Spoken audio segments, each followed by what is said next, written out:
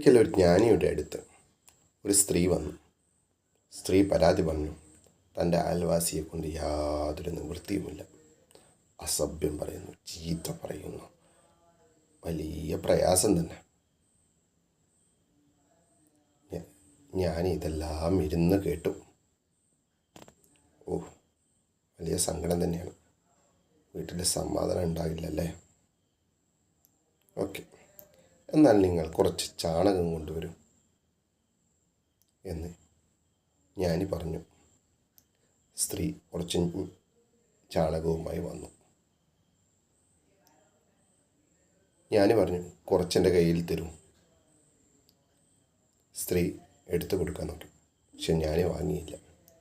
വീണ്ടും പറഞ്ഞു, കുറച്ചുകൂടി തരും. സ്ത്രീ വീണ്ടും കൊടുക്കാൻ നോക്കി, ജ്ഞാനി വാങ്ങിയില്ല.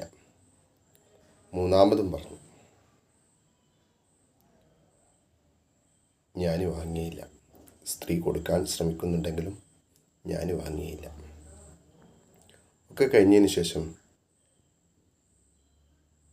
ജ്ഞാനി ചോദിച്ചു, എന്താണിപ്പോൾ അവസ്ഥ? ഒന്നുമില്ല.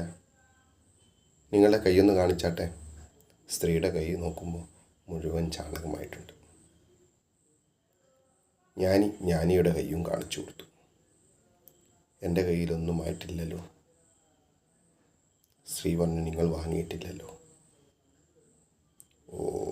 അപ്പോൾ നിങ്ങൾ അയൽവാസിയുടെ ചീത്തയൊക്കെ വാങ്ങി വെച്ചതാണല്ലേ? ഇത് കേട്ട് സ്ത്രീ